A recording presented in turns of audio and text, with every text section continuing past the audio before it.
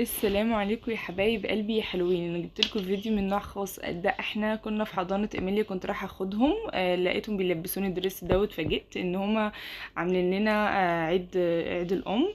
فكانوا قايلين لنا ان احنا نلبس ابيض مع بينك، وهنا كنت مستنيه ايميليا وجابوها. اتفاجئت ان هي برضو لابسه نفس الروب، ولا مش عارفه اسمه ايه بقى، قفطان ولا انا معرفش المسمى بتاعه الصراحه. وهنا كنا بنقترح ان احنا نقلعها الجاكيت، هيبقى شكلها احسن. الحلو ان هما كانوا عاملين لها شعرها زي مضفرينها زي الطريقه اليونانيه، كانت جميله على اميليا مع اللي هي لابساه ده، ما شاء الله.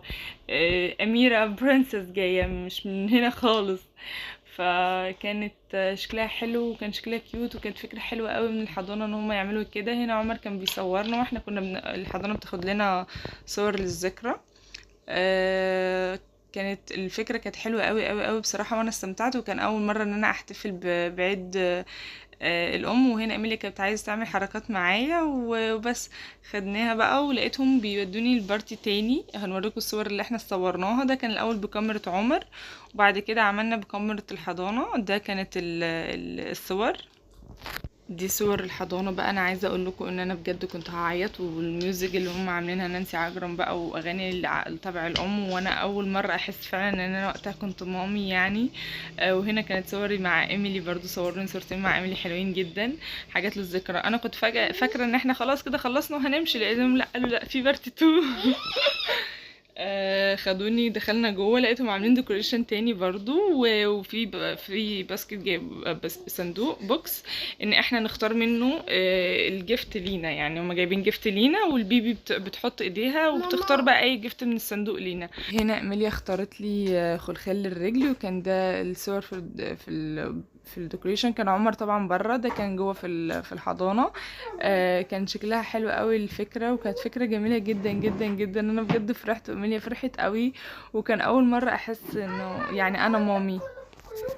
هنا بقى دي الصور اللي هم خدوها لنا بالكاميرا على مع الديكوريشن اللي هم محضرينه لينا. بصراحه كانت حلوه قوي، والذكريات حلوه قوي، وايميليا استمتعت وانا استمتعت قوي. مش كنت متخيله ان هم كمان جابوا لي هديه يعني.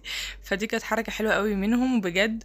وخلاص بقى يا جماعه، ايميليا برضو كانت حابه ان احنا نعمل حركه برضو. المهم خدتني بالحضن، طبعا الحضن ده يعني بنتي حبيبتي بجد، كانت مبسوطه قوي. وبعدين لقيتهم في بارت 2، وفاجئت انه يا جماعه ايه، احنا مش هنمشي ولا ايه؟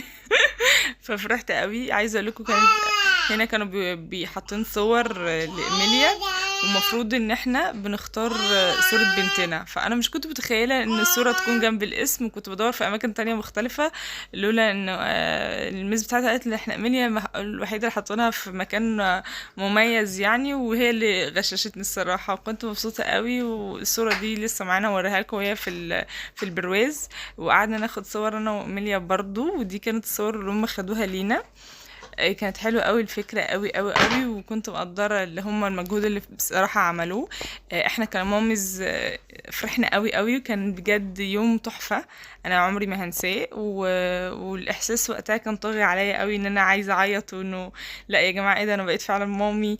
وبجد مسؤوليه الام مش حاجه سهله خالص. انا اسفه لو انا قصرت معاكي يا اميليا في اي حاجه. هنا برضو كانوا بياخدوا صور وكده، كتبت لهم مكان الصوره بنحط قلب، وبنكتب فيه اللي احنا عايزين نقوله للحضانه. بجد عايزه اقول لهم شكرا، انتوا غيرتوا يومي بجد، وحسستوني باحساس جميل جدا.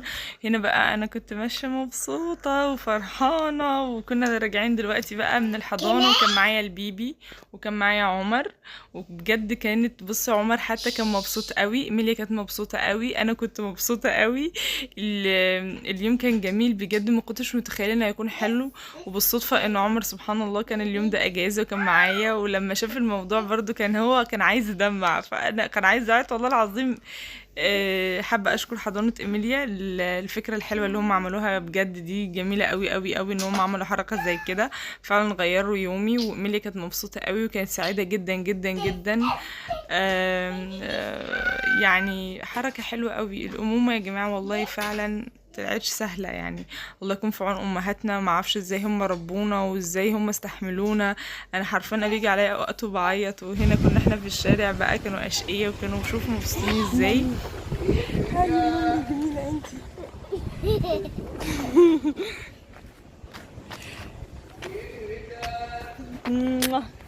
هابي ماذر داي.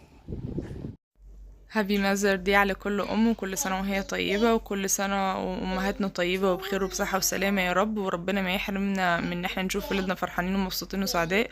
وانا روحت البيت لقيت تورته الماذر دي، ودي ايميليا كانت مبسوطه قوي، كانت متفاجئه زيي برضو. كان يوم حلو قوي، وشكرا جدا جدا ان انتوا كملتوا معانا لاخر الفيديو.